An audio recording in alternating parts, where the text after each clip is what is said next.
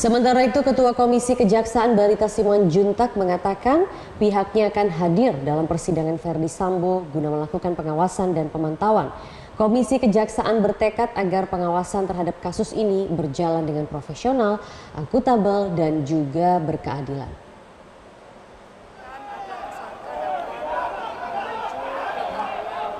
Pengadilan Negeri Selatan menetapkan 3 tim majelis hakim untuk memimpin sidang perintangan penyidikan dan pembunuhan berencana Brigadir Yosua Huta Barat dengan terdakwa Verdi Sambo dan 10 tersangka lainnya.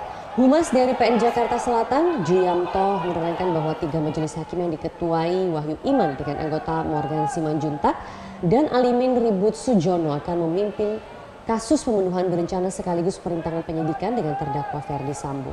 Hakim Wahyu Iman dan tim juga akan menangani terdakwa kasus pembunuhan berencana lainnya, yakni Putri Chandrawati, Barada Eliezer, Kuat Ma'ruf, dan Bribka Riki Rizal.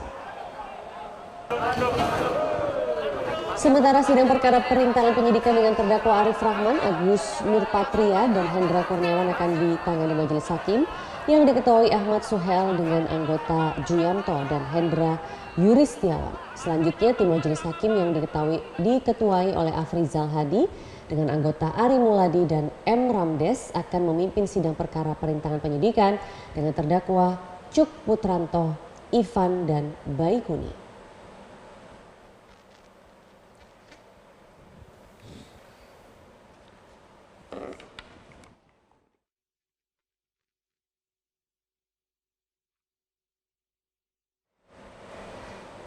Ya pemirsa, lalu bagaimana untuk memastikan proses persidangan ini dapat berlangsung cepat, cermat, dan juga menghasilkan putusan yang berkeadilan? Nah, untuk membahasnya kami sudah bergabung dari luar studio dengan mantan Hakim Agung Gayus Lumbun. Selamat pagi Pak Gayus, terima kasih sudah bersedia hadir di Selamat Pagi Indonesia. Kalau kita tahu PN Jaksel ini membentuk 3 tim majelis hakim untuk 2 perkara Verdi Sambo. Nah, bagaimana Anda melihat komposisi dari 3 tim ini? Apakah sudah ideal, Pak? Ya, tentu ini keputusan dari pengadilan untuk mengukur ya banyaknya orang-orang yang terlibat yang dikelompokkan kepada orang-orang yang diancam hukuman berat ya, hukuman 340 itu bunuh berencana, sehingga tentu perlu majelis yang terpisah sehingga lebih fokus kepada masing-masing perkara yang dilakukan oleh terdakwa itu. Ini nanti akan dilakukan berdasarkan ketentuan itu 10 tahap ya. Tahap pertama itu bahwa terdakwa sehat dan dapat diperiksa di pengadilan itu pertama, dan selanjutnya terus masalah apakah ada keberatan, bentuknya eksepsi, nanti ada jawab menjawab, replik duplik dan sebagainya. Dan tahap berikutnya yang paling ditunggu adalah pada agenda kelima, biasanya itu mengenai saksi dan bukti yang akan diungkapkan di pengadilan. Di sanalah saya akan berpikir ramainya semua pihak menyampaikan, terutama yang sudah berstatus sebagai justice collaborator atau GC. GC ini harus bekerjasama sesuai dengan tekadnya untuk membuka semua, dan itu berkait-kaitan dengan terdakwa lain. Ini nanti akan menjadi sidang yang menarik, atau publik akan melihat bagaimana proses keadilan akan diputuskan nanti. Oke, Pak Gayus, tapi apakah untuk komposisi tim itu Anda melihatnya memang sudah cukup ideal? Karena misalnya untuk 2 kasus yang berbeda ditangani oleh majelis hakim yang sama. Nah, kalau begitu kira-kira apa menurut Anda pertimbangannya, Pak? Ya, itu juga sama, karena memang penggabungan dan dipisah-pisahnya majelis ini ada kerugian, ada keuntungannya. Keuntungannya adalah tadi saya katakan fokus kepada masing-masing orang yang dipisah-pisah tadi, yang kesaksiannya diharapkan akan mempunyai persesuaian. Nah, kalau tidak, nanti kan ada perbedaan-perbedaan yang akan menjadikan persidangan ini agak menjadi alot begitu ya. Kira-kira seperti itu. Jadi ada plus minusnya.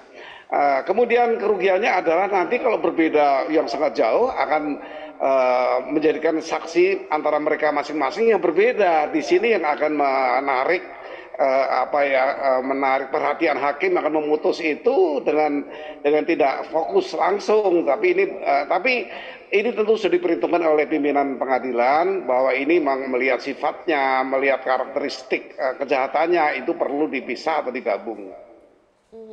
Pak Gayus, kalau kemarin dari pihak kejaksaan itu mengatakan sebenarnya sudah cukup siap ya, sudah cukup siap untuk kasus ini. Tapi dari beberapa orang menyoroti akankah nanti saat kesaksian begitu, itu bagaimana tantangan, itu sebenarnya tantangan yang terberat adalah saat kesaksian. Untuk menghadirkan saksi-saksi yang bisa menjawab misalnya seperti yang masih abu-abu, seperti adalah kasus pelecehan seksual yang kita juga tidak tahu apakah memang benar terjadi atau tidak. Nah, bagaimana Anda melihat hal ini? Apa sebenarnya nanti tantangan dengan tim hakim yang sudah dibentuk saat ini?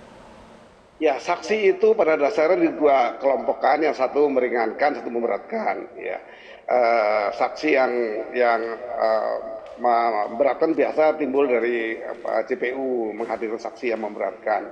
Tetapi juga ada saksi yang meringankan, bahkan konsep saksi ini telah berubah ketika Mahkamah Konstitusi memutuskan tentang terminologi saksi, bisa dari orang yang tidak langsung mendengar, tidak langsung mengalami, tidak langsung melihat, tetapi orang yang bisa memberikan keterangan yang relevan untuk penegakan hukum. Jadi perluasan ini menguntungkan persidangan. Artinya siapa saja yang punya relevansi dengan perkara ini bisa menjadi saksi di auditu, saksi yang meringankan, atau jaksa telah mengambilnya sebagai saksi yang memberatkan. Kira-kira itu mengenai saksi. Dan saksi memegang peran penting, karena saksi ini orangnya tidak berkaitan dengan sanksi apabila kesaksiannya dusta sehingga menimbulkan kerugian bagi pihak lainnya, dia bisa dihukum 9 tahun. Tidak ringan bagi saksi yang menyaksikan kebohongan di persidangan. Oke, kalau begitu mungkin Pak Gayus, kalau kita berkaca ya pada KUHP untuk pasal 340 pembunuhan berencana ini, itu adalah terancam hukuman mati, itu hukuman paling maksimal. Nah, yang ingin kami ketahui, akankah nanti kejaksaan benar-benar bisa memberikan tuntutan yang maksimal dan juga hakim juga bisa memberikan vonis tertinggi ini terhadap Ferdi Sambo? Sangat mungkin dan juga bisa tidak ya. Artinya dua jawaban ini sangat tergantung pada dakwaan yang telah disusun dengan rapi. Apakah di dakwaan yang hari Senin berikutnya akan disampaikan terbuka di persidangan itu menyangkut syarat-syarat formil dan material.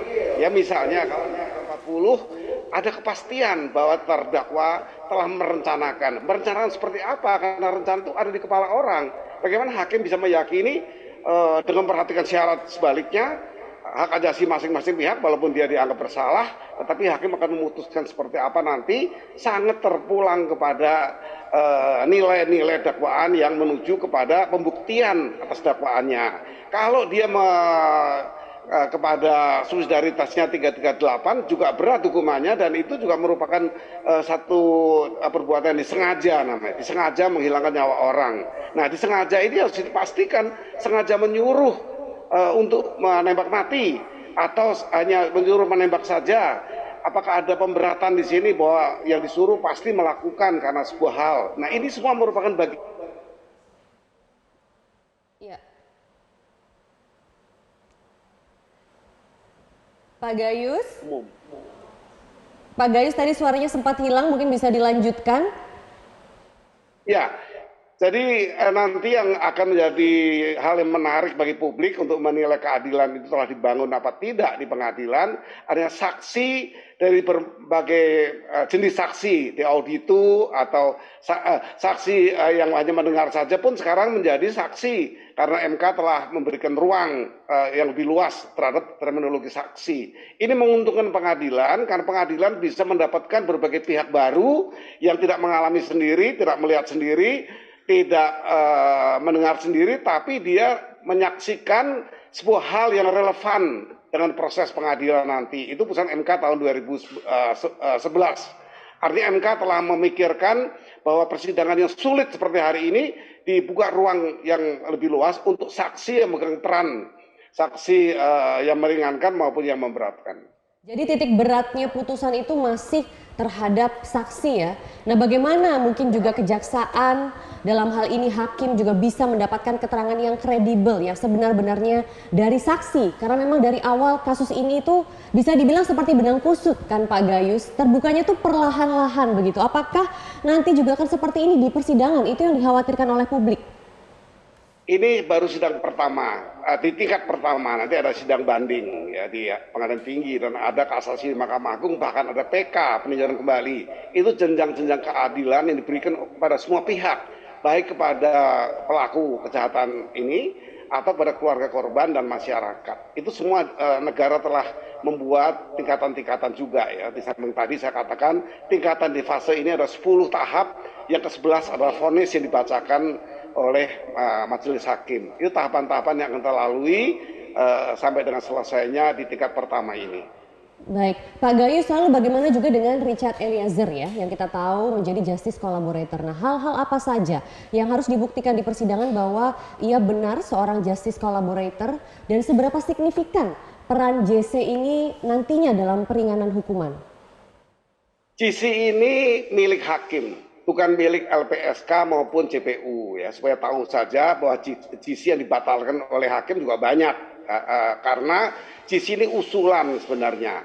Nah, sebagai orang diusulkan harus bisa berperan dengan sebagaimana syarat dari JC itu, membuka semua persoalan sejelas-jelasnya, sehingga ada keterkaitan pihak lain pun akan menjadi bagian dari JC ini untuk menjelaskan secara terbuka dan jujur yang disebut sebagai bekerja sama dengan pengadilan untuk menguraikan. Nah, ini berat sekali bagi JC.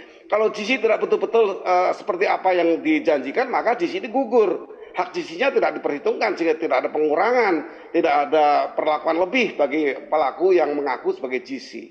JC ini harus jelas-jelas bekerja sama untuk membuka semua persoalan sehingga pihak-pihak yang tadinya tidak terkait secara kesaksian maupun pembuktian menjadi terkait di pengadilan. Ini penting sekali untuk diketahui bahwa peran JC itu adalah bekerja sama kepada pengadilan yang memeriksa perkara, dalam hal ini tadinya kepada LPSK maupun kepada jaksa, sekarang beralih. Dan pemilik JC adalah hakim yang menentukan apakah JC ini berkualitas, patut sebagai JC apa tidak, itu hakim yang memutuskan. Baik, Pak Gayus, terakhir mungkin bisa singkat saja apa memang harus dicermati dalam persidangan ini khususnya kepada hakim dalam nanti memberikan putusan terhadap Ferdy Sambo CS?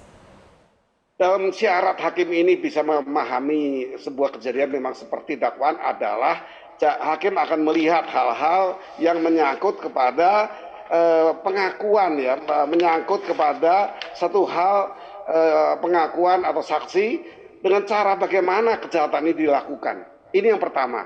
Ini akan menjadikan analisis dari hakim, dari analisis perkara maupun nanti yuridisnya.